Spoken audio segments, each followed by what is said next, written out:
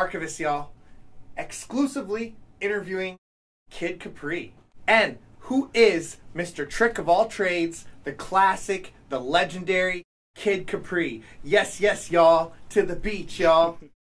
Going real far back, brother. And let's go way back to playing the drums at 4, DJing since 8, the name Kid Capri on the sweatshirt at age 12, on the wheels of steel with them milk crates. Let's hear your start. It's that doctor. I mean, yeah, I was young. I was 8 years old, standing on a milk crate, DJing and trying to be better than the older dudes that was around. I had a mixer with no headphone holes, so that's what made me good. That's about it. And just from there, just gravitated. And since the foundation of hip-hop culture, tell us about your favorite eras and what they did for these times in history. I mean, every era was my favorite era because I learned different things, through each era. My absolute favorite era, I think, was probably when I was a kid watching, the birth of it, watching dudes like Cold Crush and Fantastic and Grandmaster Flash and the Furious Five and, Treacherous 3, all those dudes, watching them become famous and seeing, crowds going crazy for them and seeing them coming from nothing and then becoming something and laying the groundwork for dudes to do what they do now. And, that definitely was a special time, my whole music thought process. But the real big era was the 90s, of course, because in the 90s, we got a little bit more freedom to do what we wanted. You know what I'm saying? More than in the 80s and the 70s in music. So, right now it's cool too. I like what's going on now. I think 90s was the most powerful though. And tell us about Kingsbridge Heights Community Center, putting it down with Chief Rocker Starchild, and then on to WBLS. Kingsbridge Heights Community Center was a old 50th precinct, my old block. And they turned it into a spot that took care of kids and, had a gym in there and, have games in there and just different things they used to do for the kids. And at nighttime they used to have the women that had been raped being counseled. So all this was going on in this building at 7:30. Well, from 9:30 to 12:30 on Friday night, they still parties for the little kids. And then leave them and go and play in the after-hour spot. The drug dealers and crazy people. But that's what got me known, Star Child, rest in peace. And, it started from there. But Kingsbridge, that was definitely our little spot. That was our spot on Friday night. We had nowhere to go. That was our club. So I remember one time I brought Busy B and Red Alert there. And seeing them, it was like seeing two superheroes come into the spot. The kids was real happy. They came and performed. Red Alert DJ, Busy B did a suicide joint. We videotaped it. And everybody was happy about that. Then right after that is when I started getting known. Right after I left there, I started getting known with the mixtapes, being in the SNS Club, being with Star Child. And from then, rest was history. And the Prime Minister of mixtapes, 5 or 6 tape decks, right in front of Willie's Burgers, being the first to play Protect Your Neck. Share the Evolution, get them while they hot, $20, the rarest tape to cop. Yeah, that was like a phenomenon back then because I didn't know they were going to be as big as they got. But I was sitting on the street corner selling them. And they were, I would come out with 100 tapes. In an hour, I would have them sold $20 a piece from the start. Even when people didn't know who I was, they would ask me why would they spend that much money on my tape. As soon as they played the intro, they came and bought everything I had. So I knew I was on to something. Then I heard all these cars going by with my tape playing every car. When I heard the cop car and the Mr. Softy truck, then I knew I landed. So, after that, my first album deal came, my first radio deal came, then Def Comedy Jam came. My first tour came.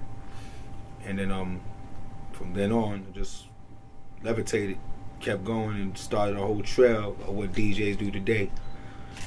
When I was doing it, I started doing it, DJs wasn't getting paid or having a manager or, they followed the whole trend of how I swagged it up and how I did everything with the mic, talking on the mic and, being the first to have the album and first to be on talk shows and first to blow up on that type of status with just mixtapes. First to get on the television show by myself with a comedy show. and last 16 years and it'd be a hit show. So it was a lot of things I did first early on. And it just set the trend for what everybody's doing right now. How you know about that? Got the homies, the classic OGs that told me about renting the cars. Let us know about it. I used to rent the cars before I bought a car to get around. When I first started playing on the radio station. I didn't want to own a car yet, so I just rent them. And then when I got I remember a girl named Yvette. I think that was her name. She gave me her car for like 8 months. Black Jetta. I was driving that.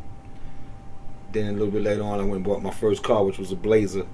I bought a Blazer. Chevrolet Blazer, yeah. I bought a Blazer. After I got my Blazer, I got my Jaguar. After that, I got my first Navigator, then my second Navigator, then my third Navigator. And, you know, other cars. And share about being on MTV Raps, EPMD, the crossover. Yeah, I mean, that was one of the joints. That was one of the many. You know, it was one of the records I was shouted out on. But there's so many videos I've been in, so many records I've been mentioning, and so many records I produced that a lot of people don't know about. You know, it's a lot of work. And being Rakim's DJ, 2 tour buses, 5 times Platinum Grammy Award with 45 King on the Hard Knock Life, roughly 250 shows a year. It's the soundtrack to the streets. That's the soundtrack to the streets. Yeah. Classic album right here. Yeah, I worked hard on this album right here. It's my old block, Kingsbridge. Did our thing on this. Anything you can tell me about the evolution of your touring? I mean, that's second nature to me. This is what we do all year, every year. You know, we go all over. In the height of when I started really sizzling, you know, we was on the road constantly. So I bought 2 tour buses. It was just too much traveling. Now it's a little bit more settled down. We do weekends. You know, sometimes we might go on a 2-week stretch or something like that, but most of the time it's the weekend. And with the evolution of Serato and all these DJs out, you know, you're up against a lot of different people. That's why when you come and perform, it's got to be top notch. So this way that you stay in the people's mind and want to even have you, to even want to spend the money to have you. They can go and get a $300 DJ. Your show may not be the same, but, you know, you get what you pay for. And starring in Who's the Man? I didn't act in it. I was on the radio station at the beginning of the movie. I Okay. did that. But I acted in a movie called Get Together. I also did a movie called Fly By Night. I was in the show. They talking about doing another Get Together, part 2. You know, and then we doing a documentary we've been doing for like 5 years on me, called The Craziest Kid. We piecing it together. So it's you know. And then my show Master of the Mix, this, you know, we're in our 3rd season right now. You know, we started to tape in January. First 2 seasons on BET, the seasons on VH1. So, you know, we want to see what happens with that. And production, from your creative process, working with track masters, working with Big L, Big Pun, BDP, KRS, from Out of Here, Nothing But Love with Heavy D, this joint right here, your inspiration and vision from making these bangers, and any times you want to share about our fallen soldiers. Yeah, I remember doing 2 records on this album. I did Brown Skin Woman and I did Stop Frontin' on here. This was hot. This whole album was hot. Boom Bap album. And I got to add you to that from the KRS interview, signed by DJ Premier, KRS, and yourself. Yeah, man. This is dope. But yeah, that is so many people. Jay-Z, Track Masters, LL Cool J, Cameron, Jermaine Dupri. I just recently did Madonna. Who else? Nori, Camp Low. Of course, Biz. Well, it's a lot of people. The Rangers, Busta Rhymes, Nas. Go on and on. There's a lot of people. And your inspirations on the creativity, making your music. My inspiration? Yep. What inspires me to make music? Yes. I mean, it's like a 6th sense. You know what I'm saying? Like, that's all I'm made of. I don't know nothing else. So what might be a big deal to somebody else, I may look at not as minute, but not such as a big deal as they do. Because it's just a second nature to me. This is what I've been doing all my life. It ain't, you know. So every time I see a crowd going crazy, that makes me want to go crazy, make them crazier, and make them crazy and be hotter. And you know, I like that. When I'm making beats, it's the same thing. I'm trying to make the best thing I can make to make them get that same reaction back.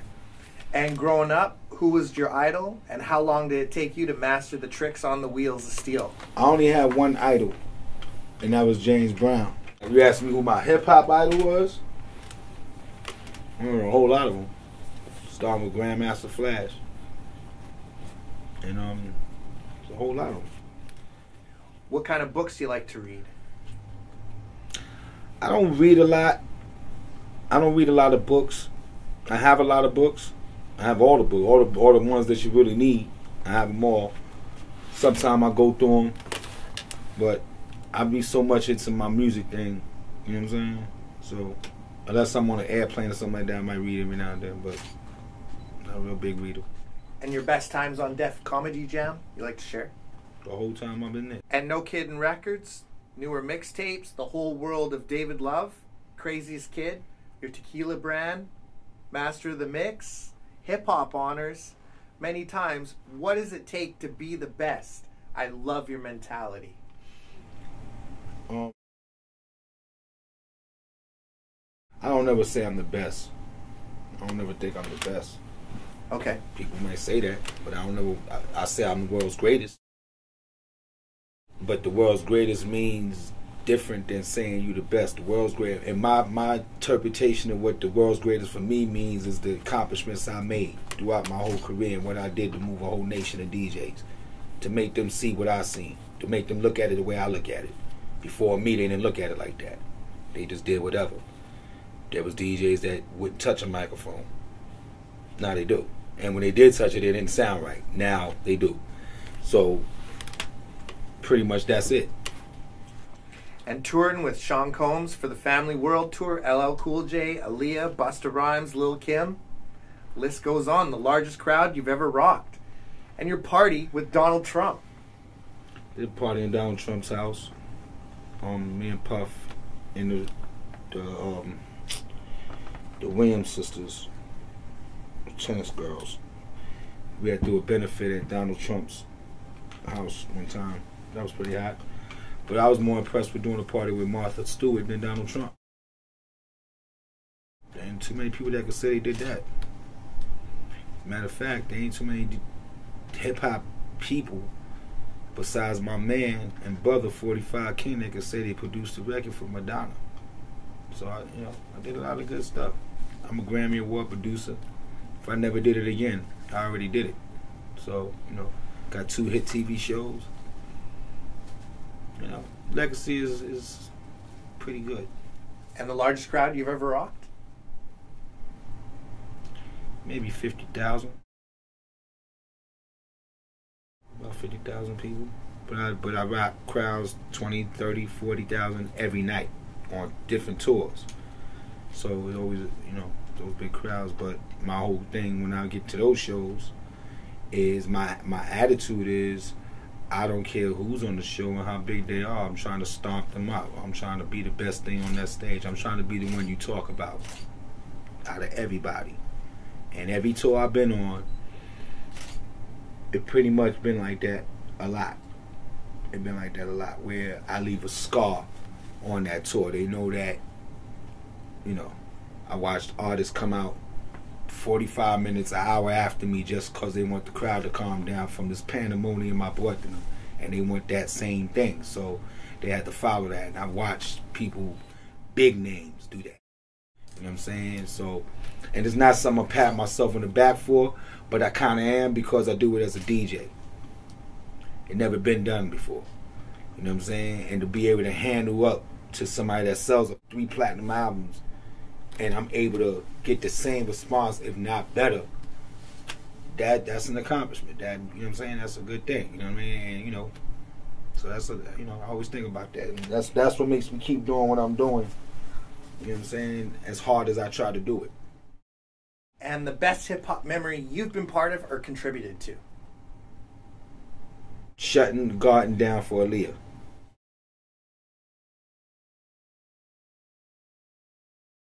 And any new projects coming out that we can know about from No Kidding Records? Yeah, I'm working. I'm working on my track, working on music, working on stuff, trying to get everything together. Got that going. We about to take a new TV show. That's working. Got an endorsement with my company called Base Nation, where we putting out these radio. Well, it's not radios. It's if you remember the old school boxes, we making them for the We made it for the iPods and the iPhones and stuff like that. And they got a lot of bass in it. It's real strong. It sound real good, and you can stack them up. So you're gonna be singing that. I invented some headphones that I'm putting out. Doing that. Doing the endorsement deal with Smirnoff. So I got a lot of things, in line for this year. And you have anything to say to Canada? Yo, yeah, I got a lot of love for Canada, man. Let me tell you something. I've been everywhere in Canada. Let me list the names. Let me see. Toronto, Montreal, Ottawa, St. Catharines, Vancouver, of course, Windsor, Quebec, Nova Scotia, Edmonton. I pretty much know a lot of names, right? I've been to all these places. It bugged me out when I was I've been to Alaska before, so it's the same thing. In Edmonton, it stayed daytime all day. 3 o'clock in the morning, it was like 3 o'clock in the afternoon. So yeah, Canada's live. And I used to go to Toronto a lot. I used to be in Toronto doing a lot of shows. And they always showed a lot of love, man. I don't go to Toronto as much as I used to. Last time I've been to Toronto was when we did Manifesto. Me and Rakim went up there and shut it down. It's on YouTube. Check it. But that's pretty much the last time I was here. And so I guess I gotta get back to Canada some more. Y'all gotta do something about them borders though, man. Them borders. See, here's the problem with the borders. Is that it's understood that, you can't just let anybody in the country. Anybody, there's people out there that, there's a lot of bad people out there. So they try to get their way out, and that's understood. But when you are an artist, or when you somebody that's coming to work and you're hired to work, to come to a border and have to sit there 3 hours, 4 hours, knowing that you have to do a sound check, knowing you have to get dressed, you have to eat, then got to go and do a show, you know what I'm saying? Then leave the next day. It's like, it's too much. So a lot of artists don't like to come to Canada because of that. And then a lot, this is hip hop. So a lot of artists got records and they've been locked up before, and things like that. So, but I'm talking about the ones that are straight, like myself. I ain't never been locked up, so I shouldn't have to go through all that. So this time was the easiest time me and my man Jim had at the border. So Vancouver, love y'all for that. And that's it. But if that was the ease down a little bit more, I'm sure y'all get a lot more people up here to do things a lot more. You know what I'm saying? But y'all got your own hip hop scene. Y'all got your own artists and your own people. I heard a lot of people today in Jay's car. Van City Giants. Yeah, the Van City Giants joint. Right here. This joint right here. Pretty hot. A lot of good things on there.